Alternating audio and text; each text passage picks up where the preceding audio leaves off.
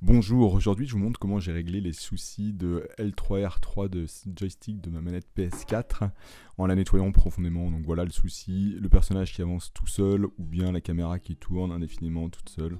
Bon. Pour faire ça, j'ai eu quelques outils, des brosses que j'ai récupérées, un tournevis cruciforme assez fin et deux petits tournevis plats, j'en avais un autre en plus au cas où. Je me suis fait aussi une petite soufflette, bon il y a des bombes aussi qui existent, qu'on peut acheter dans le commerce, mais bon ça c'est pratique, je l'ai fait, c'est de la récup, hein, un flacon de gel douche, dans lequel j'ai mis une paille, voilà j'ai élargi le trou, j'ai mis une paille et j'ai rendu ça hermétique avec un petit peu de pâte à fixe, donc rien de bien compliqué. Voilà, donc quand la PS4 se présente comme ça, dessous il y a 4 vis, utilisez donc un tout petit cruciforme pour les enlever, elles sont petites, il ne faudrait pas abîmer les têtes de vis. Ensuite, je vous conseille de prendre un petit support pour ranger les vis que vous démontez, ça évite de les perdre, elles sont petites. À la fin, ça sera sympa de les avoir là-dedans. Voilà, donc quand vous en êtes là, vous voyez les parties supérieures et inférieures de la manette, donc vous voulez pincer d'un côté et de l'autre, vous serrez fermement et vous écartez les mains. Donc ça va laisser apparaître un jour entre les deux dans lequel vous allez insérer un tournevis plat. Et puis avec des petits mouvements de rotation, ça va écarter de plus en plus. Vous allez mettre quelque chose pour bloquer la partie de gauche, si vous avez commencé à gauche.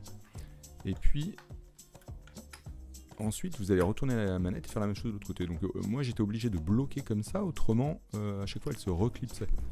Donc voilà l'astuce, hein, c'est de mettre une petite...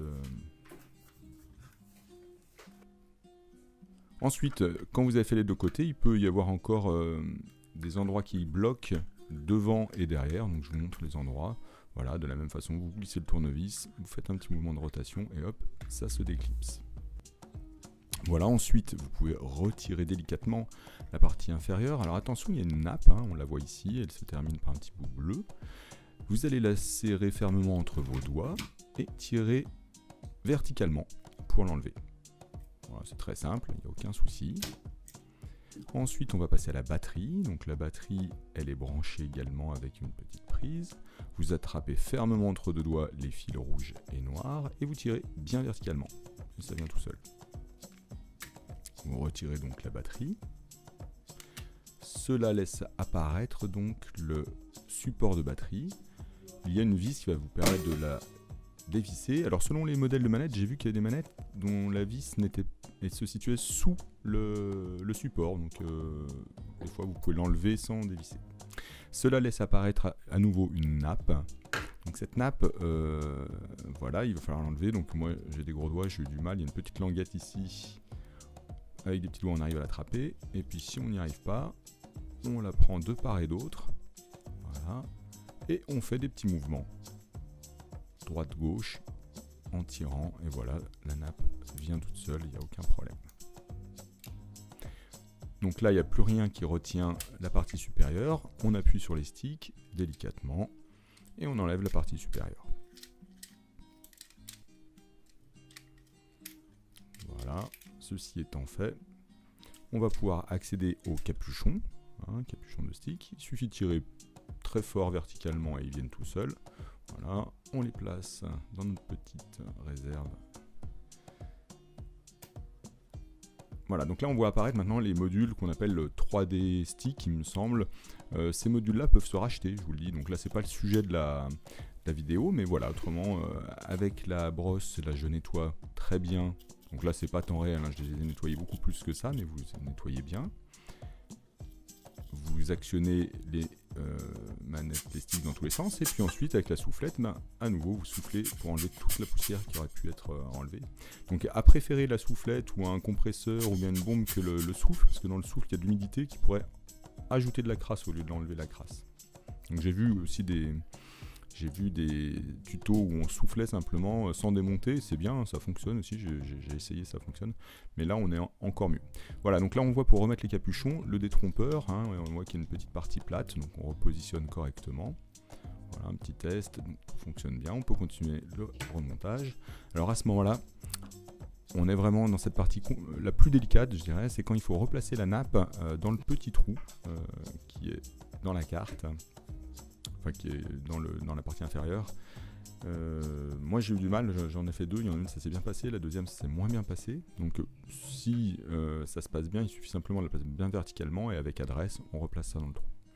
Et donc si ça se passe mal, voilà une petite astuce que j'ai mise au point. On découpe un morceau de scotch dans lequel on fait une petite entaille tout en haut, une entaille de d'un centimètre et demi sur 4 mm, 4-5 mm. Et puis voilà ce que ça va donner. Ensuite on plie ce morceau de scotch en 3, de façon à ce que ça fasse la largeur, que ça colle plus déjà, et puis que ça fasse la largeur du trou dans lequel il faut passer la nappe. La petite partie collante qui reste ici, on va la coller sur la nappe de façon à finalement prolonger la nappe, hein. On est en train de faire un prolongateur de nappe. Et d'un seul coup, tout devient plus simple parce qu'on peut travailler avec un petit peu de distance. Voilà, on passe ce morceau de scotch dans le trou, on tire, et voilà l'astuce. En tout cas, moi, ça m'a été bien utile parce que je galérais à faire ma deuxième manette. Voilà. Ensuite, l'étape d'après, il faut rebrancher la nappe, donc toujours délicatement.